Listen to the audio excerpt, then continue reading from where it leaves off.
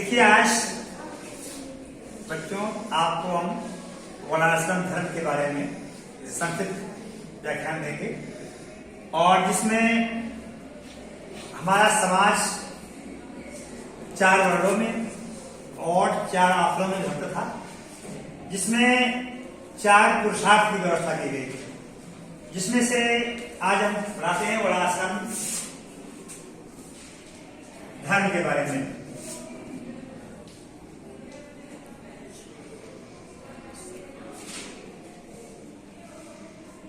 वर्णाश्रम धर्म वर्ण प्लस आश्रम, वर्ण व्यवस्था और आश्रम व्यवस्था। तो वर्ण 4 प्रकार के होते हैं जो हमारा समाज विभक्त था, इसमें 4 वर्णों में। वर्ण व्यवस्था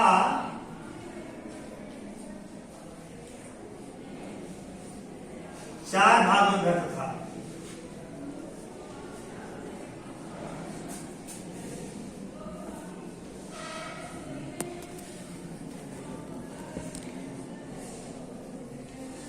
चार भागों में विभक्त बटा हुआ था, जिसका पहला वर्ण होगा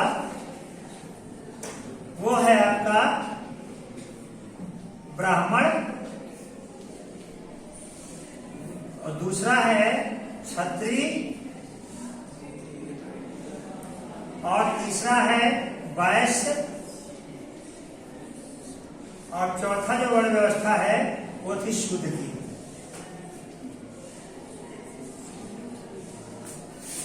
इसके बाद जो वर्णाश्रम धर्म है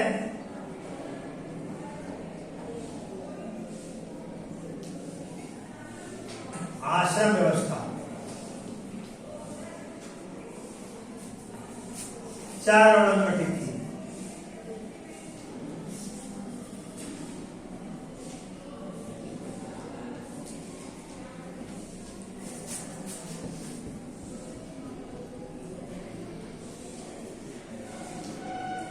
जिसमें पहला होगा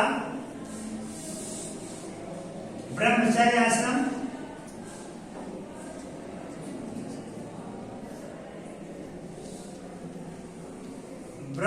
आश्रम, और दूसरा होगा गृहस्थ आश्रम,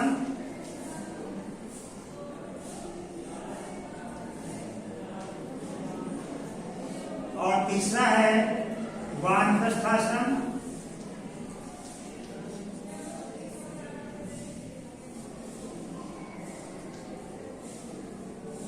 और चौथा है संन्यास आश्रम।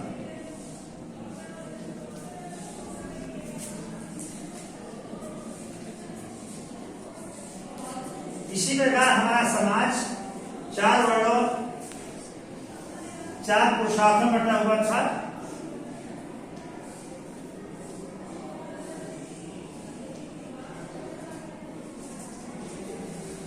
पुरुषार्थ पहला था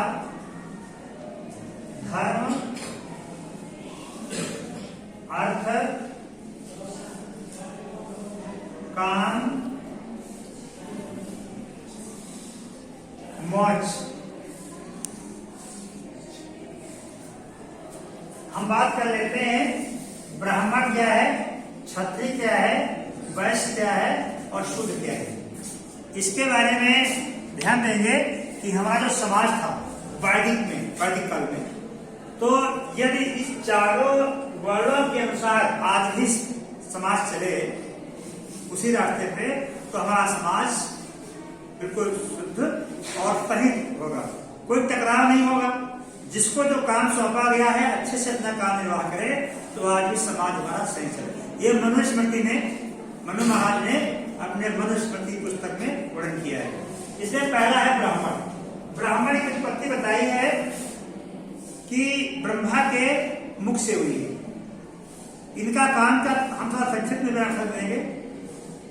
इनकी उत्पत्ति ब्रह्मा के मुख से हुई और इनका काम था ब्राह्मण का ज्ञान देना, दान लेना, और कोई कार्य नहीं बताया गया। राजाओं के यहाँ केवल मंत्रित्व वाला कार्य करते थे, सलाहकार थे। इनका काम केवल था पढ़ाना यानी ज्ञान देना और दान लेना, कर्तव्य इच्छा और तत्व दान जितना लो जितना हाथ में, कर्तव्य माने हाथ में जितना मिले उतना ही भोजन ग्रहण करें और पेड़ के नीचे निवास करना। इनका पहनावा था केवल चोटी रखना, शिखा रखना, बालों सिर पे बाल ना होना और जो है कंधे से कमर तक देह धारण करना, डंडा हाथ में और पोथी, ये इनका बांधा हुआ करता था। केवल प्रभु की चर्चा करना और सुनाना, बताना, यही कार्य था इनका और कोई कार्य इनका नहीं है। केवल बार बार बात बताते हुए कि आपके दिमाग में बैठ जाए कि केवल ज्ञान देना, नहीं शिक्षित करना लोगों, समाज को जो नीचे के 3 वर्ण हैं, क्षत्रिय वैश्य शूद्र, इनको शिक्षित करना और उन्हीं को ज्ञान देना, सलाह देना, अच्छे रास्ते में चलाना, ये ब्राह्मणों का कार्य था। हम दूसरी बात कर लेते हैं क्षत्रियों की। क्षत्रिय का मतलब होता है छत्र, जिस पर छत छाया करे, अर्थात रक्षा करे, जिसको इस वर्तमान में ठाकुर भी कहा जाता है। तो ठाकुर शब्द का अर्थ ही होता है रक्षा करने वाला। तो जो रक्षा करे वो ठाकुर है। लेकिन समाज बदला, समय बदला, आज क्षत्रिय अपने कार्य से विमुख है, अपने पद से च्युत हो गए हैं। क्षत्रिय का काम था कि तीनों वर्ण है, ब्राह्मण वैश्य शूद्र, इनकी रक्षा करना, समाज में आतंक फैलाने वाले को दंडित करना, जो बुरे कर्मों को लिप्त है उसको समझा कर न माने दंडित करना और कोई का रक्षा करना, समाज की रक्षा करना ही क्षत्रियों का मेन दायित्व है, मेन कर्तव्य बताया गया है। जो तीसरा वर्ण है वैश्य है, क्योंकि ऊपर छूट गया, क्षत्रिय उत्पत्ति भुजाओं से बताई गई है, ब्रह्मा की भुजाओं से उत्पत्ति है, तो भुजा से ही रक्षा करना समाज की। तीसरा जो है वैश्य, वैश्य उत्पत्ति बताया गया ब्रह्मा के उदर से हुई है, पेट से। इनका कार्य केवल है भरण पोषण करना।